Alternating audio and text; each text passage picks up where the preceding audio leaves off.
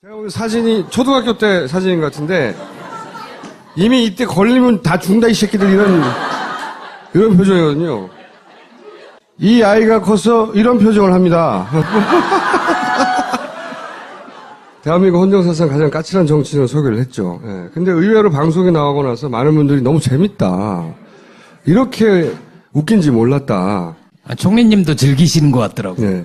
그래서 제가 속으면 안 된다 이런 생각에 방심하면 안 된다 이런 생각에 이런 사진도 보여드립니다. 이 유세할 때 표정이거든요. 표를 내놔라 이 새끼들아 이런 거야. 본인은 이런 표정으로 본인이 나간 모든 선거에서 다 이겼어요. 이해하기 힘든데.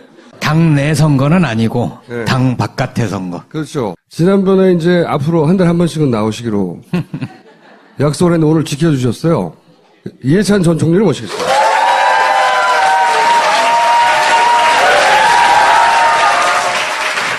약속을 지켜주셨기 때문에 제가 인터넷에서 찾은 사진 중에 가장 잘 나온 사진. 응?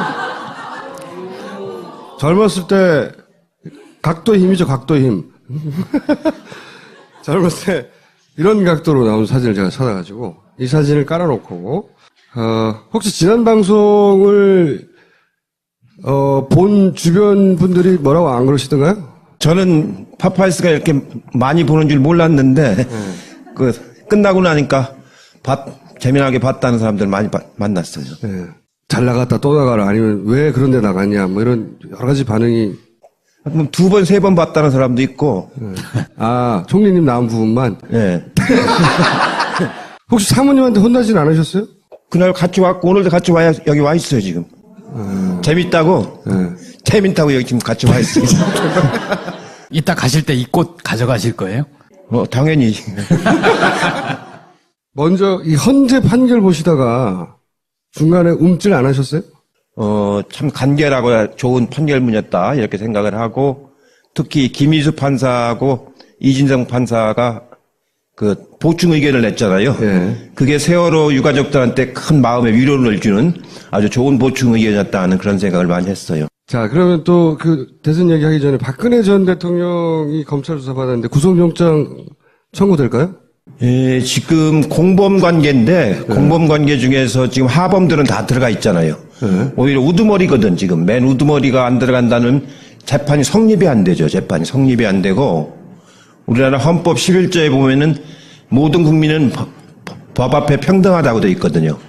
그러니까 그 법의 원칙에 따라서 당연히 구속돼야 되는 거고 구속이 되느냐 안 되느냐에 따라서 기소 날짜가 달라져요. 구속이 되면 20일 내에 기소가 되는 거고 구속이 안 되면은 기소를 언제 할지 몰라요. 불구속이 되면은 그리고 재판도 구속이 되면은 1년 내에 다 끝내야 되고 대법원까지 구속이 안 되면은 1년 내에 끝내야 되는 규정이 없어요. 그렇죠. 그러니까 구속이 되고 안 되고 큰 차이가 있는 겁니다. 구속은 될 것이라고 보세요? 당연히죠, 그건. 근데 이제 이런 얘기도 있잖아요. 박근혜 구속이 이 대선판에 야권의 역풍으로 작용해서 불리할 수도 있다. 그거는 쪼잔한 사람들이 하는 얘기고 그런 대선의 유불리를 따져서 해서는 안 되고 그 법의 정의를 바로잡는다는 차원에서 판단해야 되지 그렇게 그 이해관계로 판단하면 안 돼요. 지난번에 얘기했잖아요. 당연히 그 청와대에 압수수색을 해야 되고 특검을 연장해야 된다고. 그거는 역사를 바로 세우기 위해서 그런 거지 무슨 정파적인 이해관계가 그런 게 아니라고. 실제 그 대선판에 불리하게 그러니까 그 판단 알겠는데 불리하게 작용도 할까요? 그 우리나라 국민들은 뭘로 알고 그런 소리를 해요? 네? 우리나라 국민들의 지금 우리나라 국민들 중에 지금 거진 70%가 구속 수사해야 된다고 그러잖아요. 네, 탄핵 이후에 한겨레 여론조사에서도 그렇게 나왔었죠. 그리고 나머지 30%가 그럼 구속을 다 반대하느냐? 그건 아니고 구속을 아주 반대하는 사람은 10% 정도밖에 없잖아요. 그렇기 때문에 무슨 판세에 영향을 주거나 그런 일은 발생하지 않을 겁니다. 제가 제일 아쉽게 생각하는 거는 어제 새벽에 7시간을 조서를 검토했다고 그러잖아요. 세월호 7시간을 그렇게 하지. 네? 네? 네? 세월호 7시간을 그렇게 했으면 애들이 다 살았을 거 아니에요. 자기 구속될까봐 7시간을 그걸 들여다보고 있으면은. 각 당 그 상황을 한번 짚어보려고 하는데 그 전에 이제 어느 당 소속도 아닌 김종인 전 대표는 왜 나간 겁니까? 할 일이 없어서 나간 거 아니에요?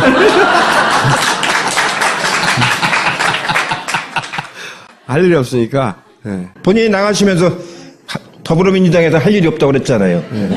근데 자기의 정치적인 영향력 이런 걸 생각을 하면 민주당에 남아서 뭔가 사부작 하는 게 훨씬 더 낫지 않았을까요? 이 정당은 자기 이해관계를 찾아다니는 사람 치고 잘 되는 사람 못 봤어요. 잘 안 되더라도 그 당에 꾸준히 맞아요. 당을 발전시켜 가면서 함께하는 그런 사람들이 결국은 나중에 맞으면 정치 지도자가 되고 이제 그러는 거지. 이 철새라고 보통 그러잖아요. 이렇게 왔다 갔다 하는 사람들은. 예, 그거는 도래지가 없어서 안 됩니다. 그러면 김종인 전 대표가 이 대선판에서 유의미한 변수는 안 된다? 이 요새 뭐 무슨 정운찬 뭐 김종인 뭐 이런 누구누구 이렇게 하는데 그분들은 대선 때만 되면 서로 치켜 올리면서 이렇게 프로모션 하는 사람들이거든요. 예, 그렇게 갖고는 안 되고 이 무슨 텐트를 치는 이 많이는 그러는데 도토리 키재기가 텐트가 어떻게 쳐지겠어요.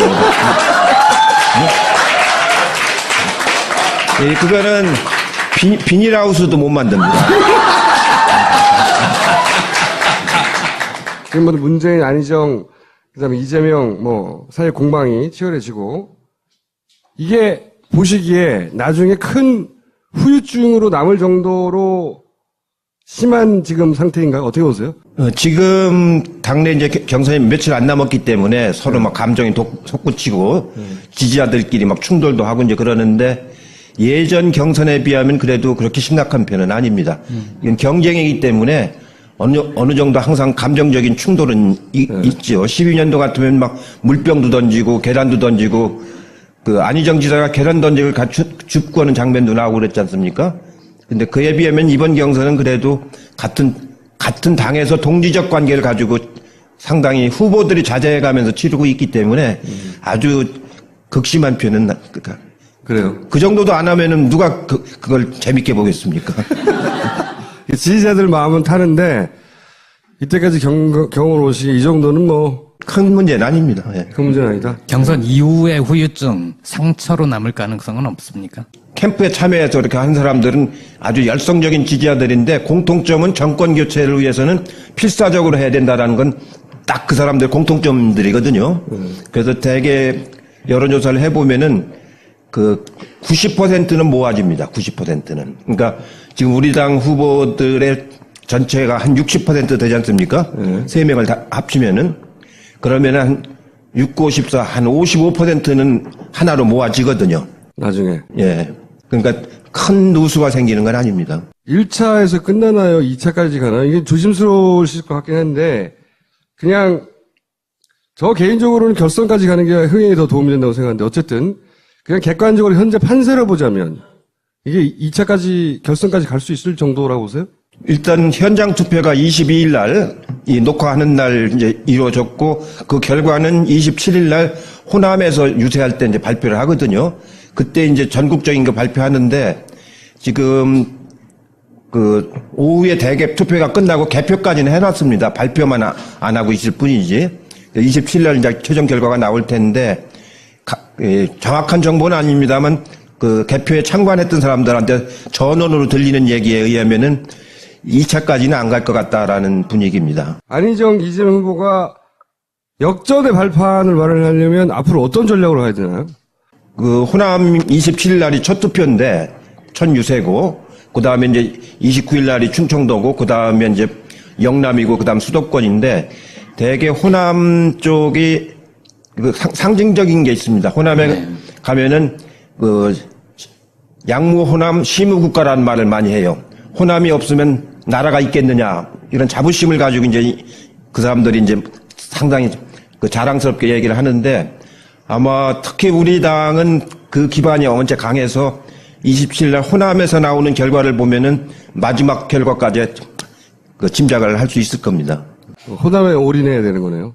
실제로 새 후보가 지금 다 호남 쪽에 올인을 하고 있죠. 자, 하나만 한 얘기였고요. 홍준표 도지사는 어떻게 평가하십니까?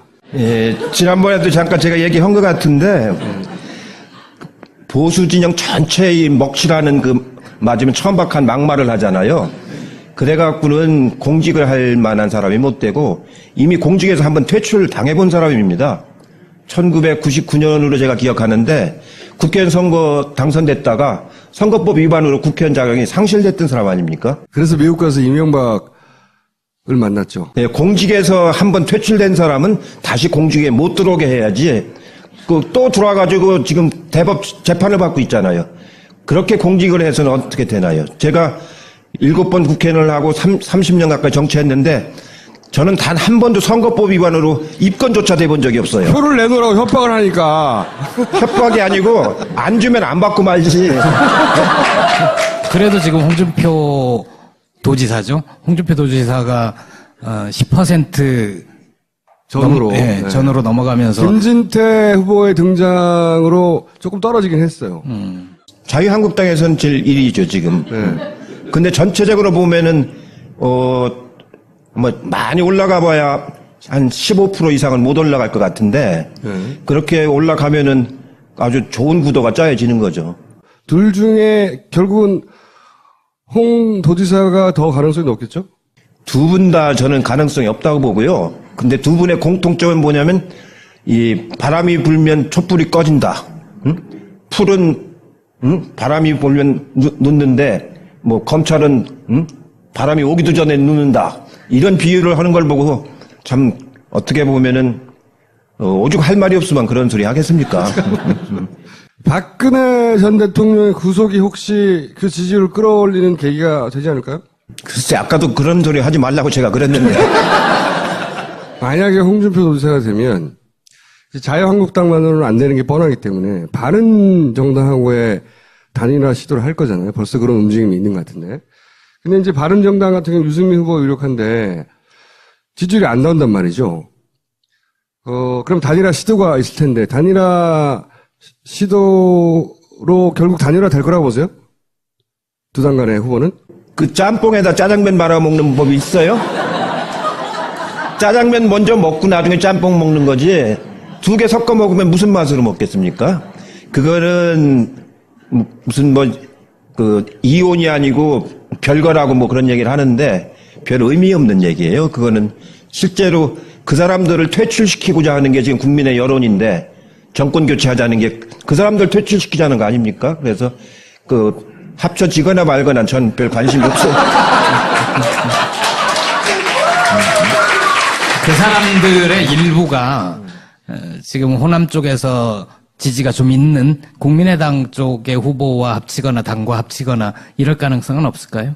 유승민 후보는 국민의당과도 합쳐야 된다는 얘기를 여러 번 해왔으니까. 그러니까 이제 지난번에도 제가 말씀드린 것처럼 그런 후보 단일화는 요새는 대세가 아니라니까요. 국민들이 그거는 여러 번 맞으면 아니라는 걸 경험을 했기 때문에 이제는 유권자 단일화 시대란 말이에요. 유권자가 스스로 선택해서 하나를 만드는 시대로 가고 있기 때문에 어느 당 후보가 누가 합치고 하면 유권자가 따라갑니까?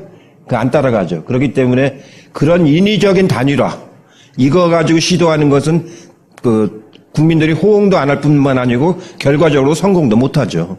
자유한국당과 바른정당 단일화는 성공하지 않을까요? 어쨌든 자기들은 너무 급하니까. 아까 제가 말씀드렸잖아요. 그건 짬뽕하고 짜장면하고 섞어 먹는 거라고. 네. 돼도 큰 의미가 없다. 탄핵한 사람하고 반대한 사람이 다시 또 하나로 뭉치는 건데 그러면 옛날 원박으로 돌아가는 거 아닙니까? 예? 원박으로 돌아가는 건데 그게 무슨 의미가 있겠어요? 더군다나 탄핵된 원박으로 돌아가는 건데. 만약에 자유한국당과 바른정당이 단일화를 했어요. 현재 그 가능성이 더 높은 건 이제 홍준표인데 지지율 상으로는 홍준표하고 바른정당 국민의당은 안 할 것 같거든요. 안 하죠. 예, 안 할 것 같은데 순서를 바꿔서 바른정당이 안철수 후보가 먼저 했어요. 그런 가능성은 뭐 제로는 아닌 것 같은데 하고 나면 안철수하고 홍준표도 안 할 것 같거든요. 못 할 거죠. 예. 예. 셋이 합쳐지진 저는 않을 것 같아요. 이쪽을 합쳐지냐 저쪽을 합쳐질 것 같은데 지금 분위기로는 바른정당하고 자유한국당 원래 한 식구였으니까 이게 먼저 일어날 것 같거든요. 이게 일어나면 그럼 전체 이번 대선 구도는 대략 4당 구도로 갈까요? 그럴 가능성이 높죠. 사당 구도로. 4당 구도? 그래서 아까 제가 좋은 구도가 잡힌다고 그런 게 좋은 구도. 예? 이미 더불어민주당이 한 60%를 확보한 상태에서 4당 구도로 가기 때문에 그 두 번째 당이 얻을 수 있는 그 지지도가 뭐 결코 20%를 못 넘어서는 거죠. 그러면은 대략 한 5대, 뭐 2대, 뭐 10몇 프로 뭐 이런 그런 정도 되겠죠. 예. 그런 정도로 전망해요. 한 80%가 투표한다고 본다면은 네. 투표율이 한 80% 된다고 보면 대개 한 5대 2대 1 정도 그 정도 되겠죠. 이 구도가 앞으로 50일, 40며칠 이내에 흔들린다면 어떤 이유로 흔들릴까요? 지금은 이제 흔들릴 구도는 거의 없어요. 없고 그게 이제 다른 때보다도 제일 그 특징이 이번이 19대 대통령 선거인데 역대 대통령 선거보다 가장 큰 특징은 정권 교체에 대한 열망이 국민들에게 너무 절실한 겁니다. 그렇기 때문에 거기에 져야 되는 요소는 전부 다 배제시키는 거거든요. 각자 후보들도 정권 교체에 걸림돌이 된다고 하는 사람은 각 당 내에서도 이제 배제가 되지 않습니까? 그래서 이제는 큰 변수가 오기는 너무 이제 시간이 늦었다 이렇게 생각을 합니다. 그래도 끊임없이 시도할 거 아닙니까? 그렇죠. 시도해 하겠죠. 포기하지는 않겠죠. 그러나 그 포기는 다음을 위해서 시도하는 것이지 이번에 된다고 보는 사람은 없는 것 같고 자유한국당 의원들도 제가 우연히 이제 식당이나 국회에서 이렇게 만나면은 이제는 포기 상태에 들어갔습니다. 그러면서 저한테 농담을 해요. 이청유 좋겠어요. 그래서 이제 끝났어요. 뭐. 자기들끼리 그런 말을 해요? 그럼 되게 그런 분위기이기 때문에 동력이 생길 수가 없죠. 그렇게 되니까. 홍준표 도지사가 강점은 생활력이에요. 생존력이 진짜 강하거든요. 최대 단점은 여의도 내에 이 세력이 없어요. 좋아하는 사람이 없어요. 홍준표 자꾸 얘기를 하는데 네. 사실은 언급할 가치가 없는 사람입니다. 작전 자체가 보면은 이제 반노 전략의 반노에 보니까 계속 노무현의 이름을 끄집어내고 그나마 가장 크게 결집시킬 수 있는 프레임이 그거라고 본 것 같아요. 끊임없이 반노 그리고 끊임없이 문재인만 공격하는 원래 프레임은 잘 짜거든요. 양반이 이것도 효력이 없을 거라고 보시는 거죠. 지금 돌아가신 역대 대통령 중에서 제일 존경받는 사람이 지금 노무현 대통령 아닙니까? 예, 그렇기 때문에 그게 그냥 누가 이렇게 홍보해서 나온 게 아니잖아요. 그 저절로 마음속에서 이렇게 나온 거기 때문에 그 프레임이 그게 별 도움이 안 될 겁니다, 실제로가. 그동안에 이제 박정희 대통령도 맞으면 저기가 많이 존경을 받았었는데 이번에 박근혜 대통령이 자기 아버님 것 가지고 이렇게 맞으면 훼손을 하고 간 셈이 아닙니까? 그래서 별 도움이 안 될 겁니다, 그게. 그럼 뭐 선거 안 해도 되는 거 아니에요, 그러면? 근데 이제 한 가지 조심할 건 뭐냐면은 이 역대 선거에서 보면은 마지막에는 이 새들이 결집을 하거든요. 그렇죠. 마지막 일주일 가면 이제 결집을 하기 때문에 그 결집의 강도가 어느 정도 되느냐에 따라 다른데 쓸만한 후보가 나오면은 굉장히 빠른 속도로 결집을 합니다. 옛날 같으면 이해창 후보 같은 그건 굉장히 강한 후보였거든요.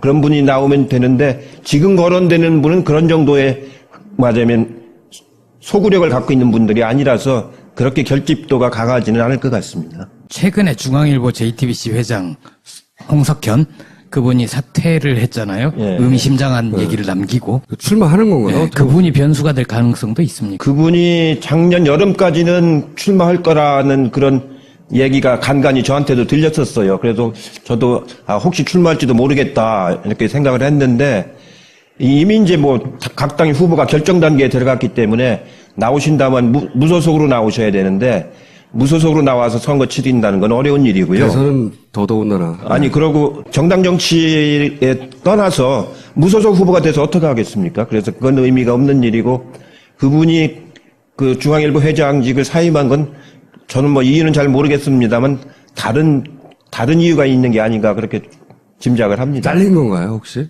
자기가 주인인데 어떻게 잘려? 근데 왜 중앙일보 주식은 본인 게 아니라 이건희 거다라고 김영철 변호사가 김영철 변호사지 폭로한 적 있지 않습니까? 상장을 안 했기 때문에 그 주식이 누가 가지고 있는지는 우리가 잘 알 수가 없어요. 상장한 회사가 아니기 때문에.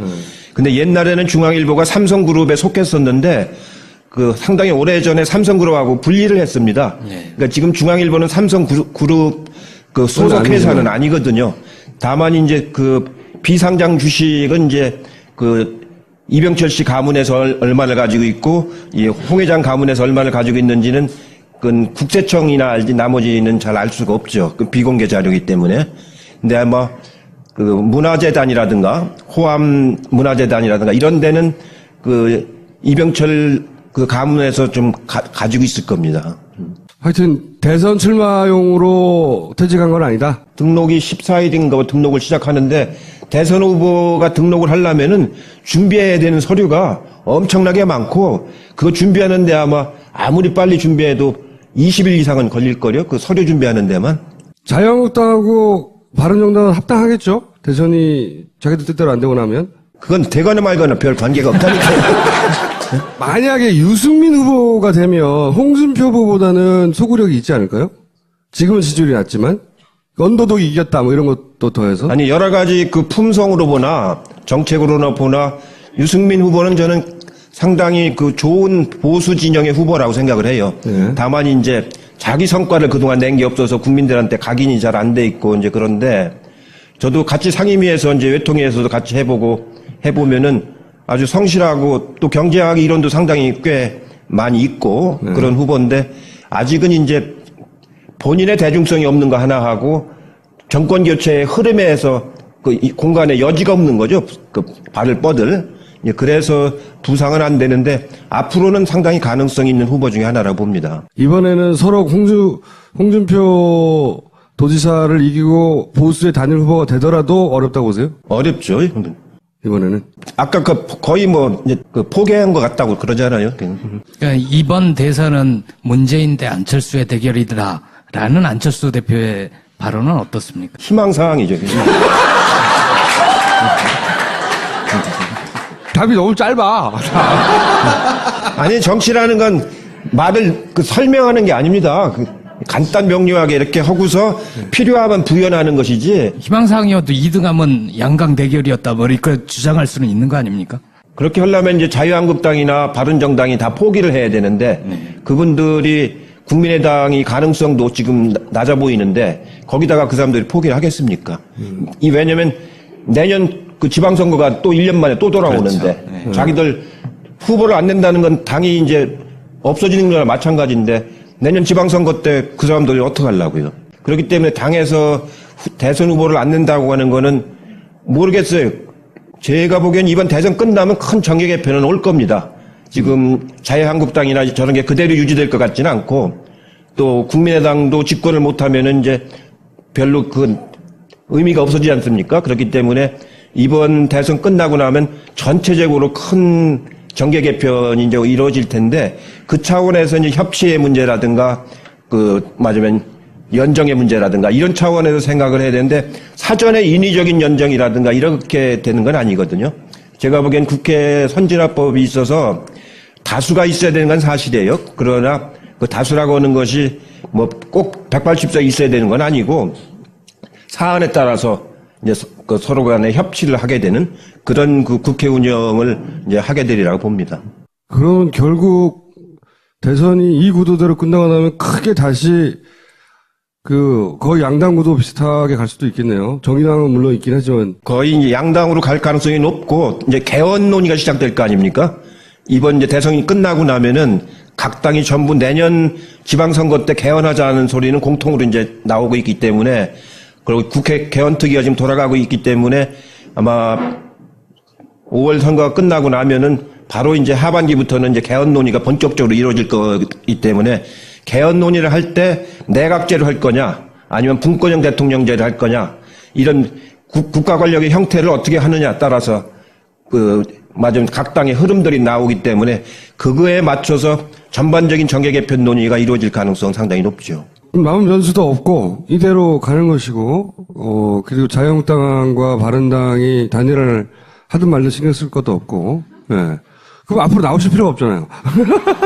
스스로 실수해서 망하는 수도 있거든요. 그렇기 때문에 마지막까지 그 아주 예의. 근데 오늘 긴장 다 풀어주셨잖아요. 아니, 요즘에도 막 말 실수들 하지 않습니까? 그 하나하나가 가랑비에 옷젖어가지고 나중에 이제 뒤집어지는 수가 생겨서, 예, 오늘도 제가 의원들하고 아까 점심을 하면서 제발 좀 말 좀 도드라지게 하지 말아라. 말 도드라지게 하다가 자꾸 화를 미치는 수가 있다. 그러고 이제 그 텔레비 토론 같은 거 하다가 뭐랄까 좀 이렇게 도드라진 말을 한다거나 자기가 정제되지 않은 말을 하면은 그게 이제 불씨가 돼가지고 이제 또 새로운 상황이 발생하는 수도 있고 그렇거든요. 실수를 최소화해야 되는 게 중요하군요. 지금부터는. 실수보다도 하여튼 예기치 않은 상황이 발생하지 않도록. 왜냐면 자기의 주장은 해야 되기 때문에 입장은 있어야 됩니다. 그렇다고 입장 없이 우물우물하고 그냥 그래서는 안 되고 입장은 분명히 하되 맞으면 큰 변수가 안 되도록 그렇게 관리를 해 나가는 게 중요한 거죠. 그러니까 제가 이제 기획본부장을 할 적에 보면은 일일이 전부 다 그날의 행동 반경하고 말씀 자료 그거를 만들어내는 것이 제일 중요한 일이고 그대로 안 지키면 후보한테 막 뭐라고 해요. 이렇게. 혼자 즉흥적으로 말하지 말으라고. 왜냐면 그건 벌써 며칠 전부터 정리해갖고 만든 워딩인데 즉흥적으로 말하다 보면은 잘못 전달되는 수도 있고 그렇거든요. 그때 노무현 대통령 때 맨 마지막 날 정봉준 후보가 단일화 철회했지 않습니까? 그런 수도 생긴단 말이죠.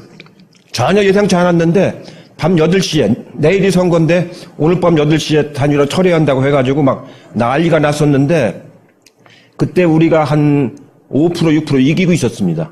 근데 그렇게 난리가 나는 바람에 그 다음날 아침에 출구조사를 해보니까 지고 있어요, 노무현 후보가. 지고 있는데 막 네티즌들이 막 요새로 말하면 SNS죠. 그때는 인터넷으로 막 이렇게 해가지고 오후 2시에 들어가니까 역전이 되더라고요. 그 나중에 이제 KT 사장한테 얘기를 들어보니까 KT 전화가 2천만 건이 19일 날 통화가 됐다고 하더라고요. 그게 선거 하루 전날도 발생하는 겁니다. 그게. 마지막까지 긴장을 놓치지 말아야 된다. 삼실입니다. 삼실.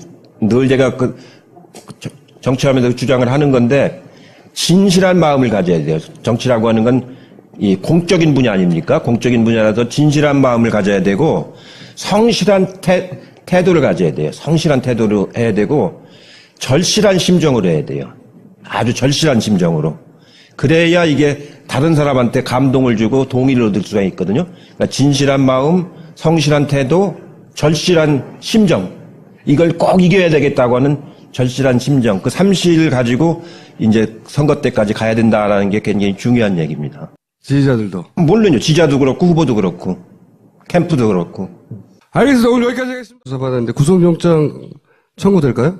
예, 지금 공범 관계인데 공범 관계 중에서 지금 하범들은 다 들어가 있잖아요. 오히려 우두머리거든 지금. 맨 우두머리가 안 들어간다는 재판이 성립이 안 되죠. 재판이 성립이 안 되고 우리나라 헌법 11조에 보면은 모든 국민은 법 앞에 평등하다고 돼 있거든요. 그러니까 그 법의 원칙에 따라서 당연히 구속돼야 되는 거고 구속이 되느냐 안 되느냐에 따라서 기소 날짜가 달라져요. 구속이 되면 20일 내에 기소가 되는 거고 구속이 안 되면은 기소를 언제 할지 몰라요. 불구속이 되면은. 그리고 재판도 구속이 되면은 1년 내에 다 끝내야 되고 대법원까지. 구속이 안 되면은 1년 내에 끝내야 되는 규정이 없어요. 그렇죠. 그러니까 구속이 되고 안 되고 큰 차이가 있는 겁니다. 구속은 될 것이라고 보세요? 당연히죠, 그건. 근데 이제 이런 얘기도 있잖아요. 박근혜 구속이 이 대선판에 야권의 역풍으로 작용해서 불리할 수도 있다. 그거는 쪼자는 사람들이 하는 얘기고 그런 대선의 유불리를 따져서 해서는 안 되고 그 법의 정의를 바로잡는다는 차원에서 판단해야 되지 그렇게 그 이해관계로 판단하면 안 돼요. 지난번에 얘기했잖아요. 당연히 그 청와대에 압수수색을 해야 되고 특검을 연장해야 된다고. 그거는 역사를 바로 세우기 위해서 그런 거지 무슨 정파적인 이해관계가 그런 게 아니라고. 실제 그 대선판에 불리하게 그러니까 그 판단 알겠는데 불리하게 작용도 할까요? 그 우리나라 국민들 뭘로 알고 그런 소리를 해요? 네? 우리나라 국민들의 지금 우리나라 국민들 중에 지금 거진 70%가 구속 수사해야 된다고 그러잖아요. 네, 탄핵 이후에 한겨레 여론조사에서도 그렇게 나왔었죠. 그리고 나머지 30%가 그럼 구속을 다 반대하느냐? 그건 아니고 구속을 아주 반대하는 사람은 10% 정도밖에 없잖아요. 그렇기 때문에 무슨 판세에 영향을 주거나 그런 일은 발생하지 않을 겁니다. 제가 제일 아쉽게 생각하는 거는 어제 새벽에 7시간을 조서를 검토했다고 그러잖아요. 세월호 7시간을 그렇게 하지. 네? 네? 네? 세월호 7시간을 그렇게 했으면 애들이 다 살았을 거 아니에요. 자기 구속될까봐 7시간을 그걸 들여다보고 있으면은. 각 당 그 상황을 한번 짚어. 제가 오늘 사진이 초등학교 때 사진인 것 같은데, 이미 이때 걸리면 다 죽는다, 이 새끼들, 이런 표정이거든요. 이 아이가 커서 이런 표정을 합니다. 대한민국 헌정사상 가장 까칠한 정치인을 소개를 했죠. 예. 근데 의외로 방송에 나오고 나서 많은 분들이 너무 재밌다. 이렇게 웃긴지 몰랐다. 총리님도 즐기시는 것 같더라고요. 예. 그래서 제가 속으면 안 된다, 이런 생각에, 방심하면 안 된다, 이런 생각에 이런 사진도 보여드립니다. 이 유세할 때 표정이거든요. 표를 내놔라, 이 새끼들아! 이런 거야. 본인은 이런 표정으로 본인이 나간 모든 선거에서 다 이겼어요. 이해하기 힘든데. 당 내 선거는 아니고 네. 당 바깥의 선거. 그렇죠. 지난번에 이제 앞으로 한 달에 한 번씩은 나오시기로 약속을 했는데 오늘 지켜주셨어요. 이해찬 전 총리를 모시겠습니다.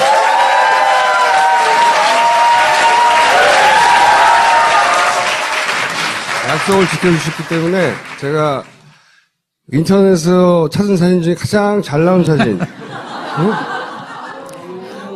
젊었을 때 올라오는데 그 전에 이제 어느 당 소속도 아닌 김종인 전 대표는 왜 나간 겁니까? 할 일이 없어서 나간 거 아니에요?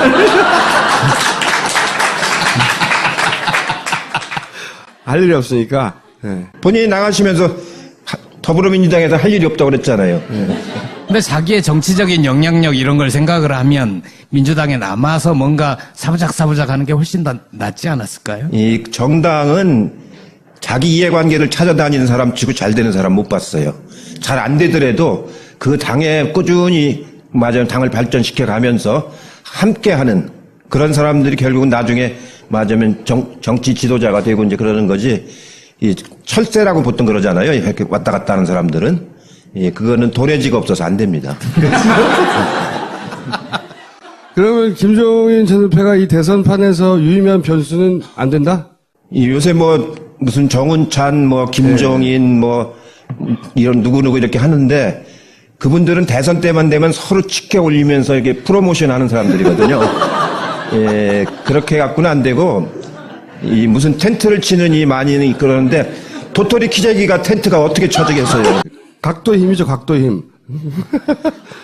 젊었을 때 이런 각도로 나온 사진을 제가 찾아가지고 이 사진을 깔아놓고 혹시 지난 방송을 본 주변 분들이 뭐라고 안 그러시던가요? 저는 파파이스가 이렇게 많이 보는 줄 몰랐는데 그 끝나고 나니까 재미나게 봤다는 사람들 많이 만났어요. 네.